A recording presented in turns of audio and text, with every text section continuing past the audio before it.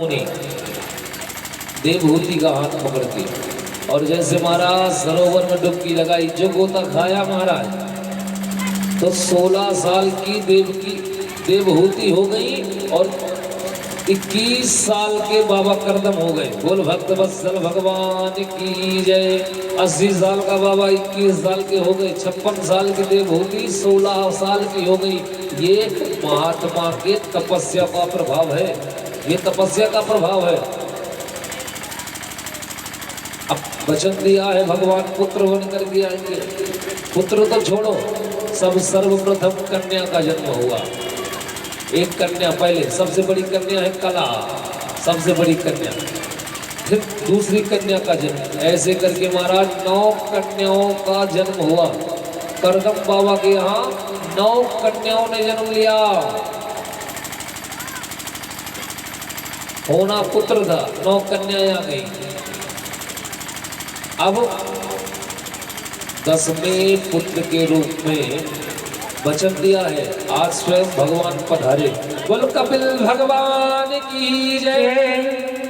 आज 10वें पुत्र के रूप में साहम श्वास कलायाम त्वरिरेण महामुने तब क्षेत्रम देवहूत्वाम प्रणेश में तदुसंहितम।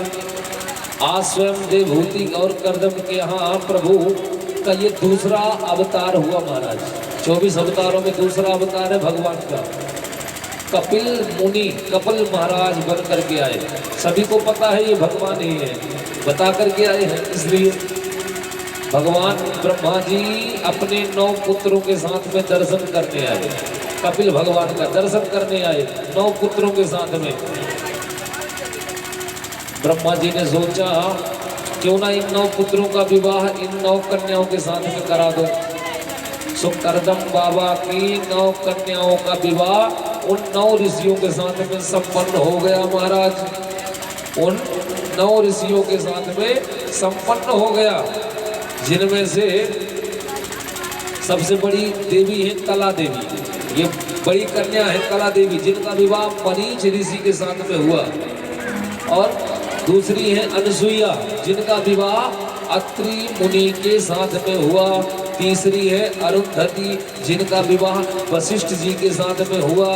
और चौथी है ख्याति, जिनका विवाह भृगु ऋषि के साथ में हुआ। और 5वीं है शांति, जिनका विवाह अथर्वर्ण ऋषि के साथ में हुआ।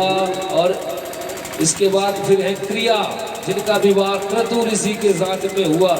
और हवरभू नाम की कन्या, जिसका विवाह पुलस्त ऋषि के साथ में हुआ महाराज। ऐसे करके 9 कन्या 9 ऋषियों को ब्याही गई। 9 कन्याएं 9 ऋषियों को ब्याही गई। करदम जी ने सोचा हम कन्याओं का विवाह इत्यादि तो कर दिया, भगवान भी आ गए, अब इनका दर्शन भी हो गया। अब मुझे गृहस्थ छोड़ करके जाना है, अब मैं जाना चाहता हूँ।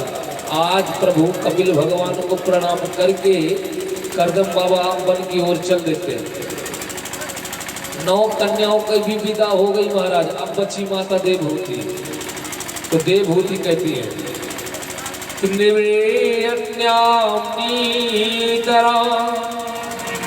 भूमंडम सदीन्द्रियतो संभाव्यमानेन प्रपन्नार्थम तमः प्रभु। माता देवहूति कहने लगी मुझे पता है आप जो मेरे पुत्र बन के आए हैं साक्षात जगत के जगदीश है। मैं जानती हूँ आप जगत पिता है, नारायण है। हे प्रभु,